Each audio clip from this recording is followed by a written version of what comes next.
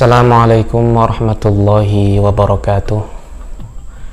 Alhamdulillahilladzi ja'ala ramadana syahras siyami lil mu'minin wa ja'ala al-qur'ana hudan lil muttaqin.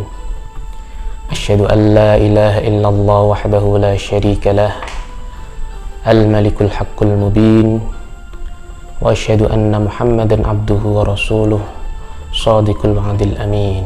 Amma ba'd. Para pemirsa, siswa-siswi SMP 5 Kudus rahimakumullah. Alhamdulillah, kita masih diberi kesempatan oleh Allah Subhanahu wa taala untuk bertemu dan menyambut bulan Ramadan tahun ini. Di masa wabah corona ini, sekian banyak teman kita, saudara kita, keluarga kita yang telah mendahului kita sehingga tidak mendapatkan lagi kesempatan untuk menyambut dan melaksanakan ibadah pada bulan Ramadan tahun ini. Para pemirsa, siswa-siswi SMP 5 Kudus rahimakumullah, Ramadan merupakan bulan yang sangat mulia.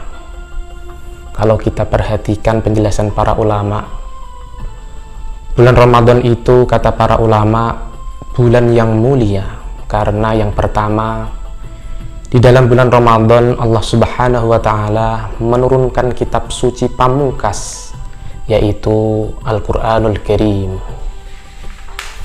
Syahrul Ramadan alladzi unzila fihi al-Qur'an. Bulan Ramadan yang di dalamnya diturunkan kitab suci Al-Qur'an. Yang kedua, kata para ulama, bulan Ramadan itu adalah bulan yang istimewa di sisi waktunya. Kalau di luar Ramadan ada pilihan-pilihan waktu yang istimewa, misalnya sepertiga malam terakhir itu lebih istimewa dibanding waktu lainnya.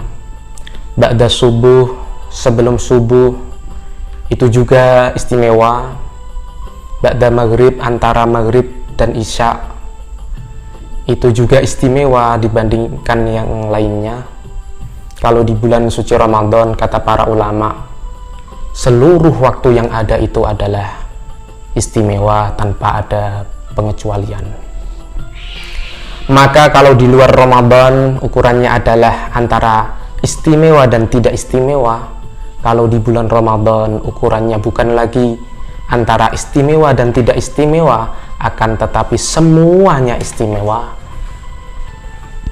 Dan di antara istimewa-istimewa itu ada yang paling istimewa, yaitu malam Lailatul Qadar. Yang ketiga, kata para ulama, bulan Ramadan itu adalah bulan yang mulia karena di dalam bulan Ramadan itu ada ibadah utama, yaitu asyam, ibadah puasa.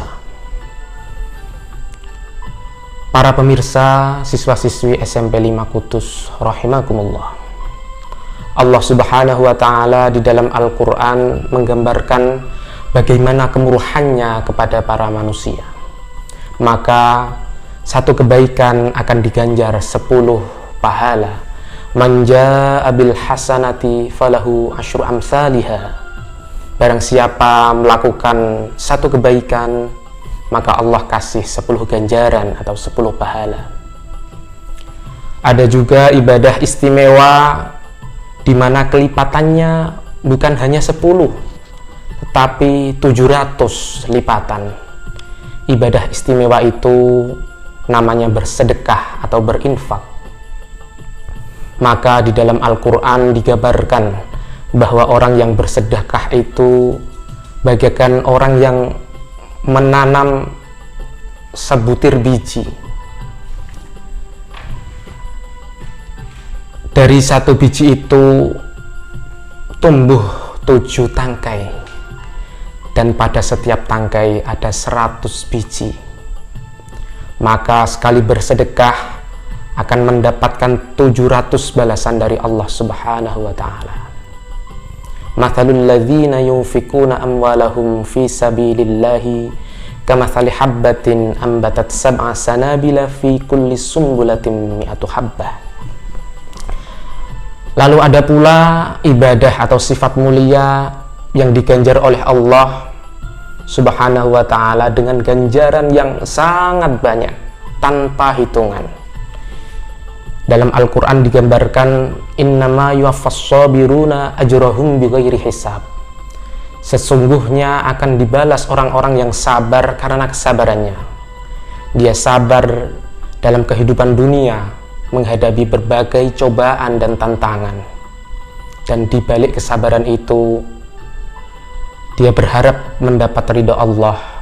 Dia sabar karena Allah, maka ajrahum bighairi hisab, dipenuhkan oleh Allah ganjarannya tanpa ada hitungan. Jadi kata para ulama, ada klasifikasi dari amal-amal soleh.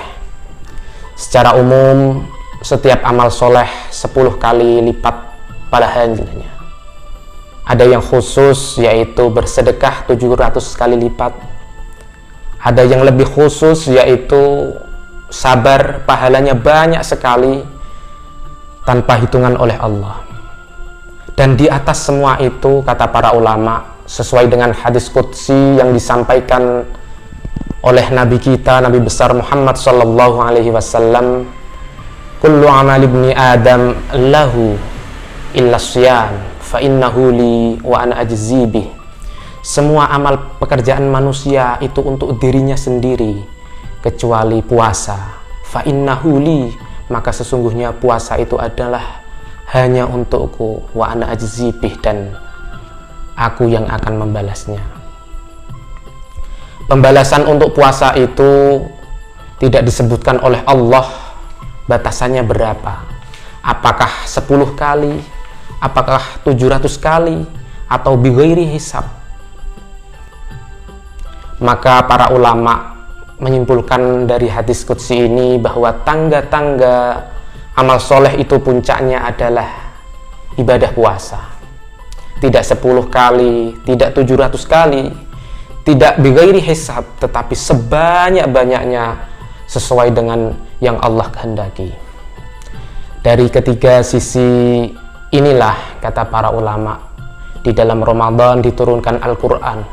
Di dalam Ramadan tidak ada waktu istimewa dan yang tidak istimewa, tetapi semuanya istimewa. Dan di dalam Ramadan ada ibadah puasa yang menempati posisi tertinggi dalam amal soleh.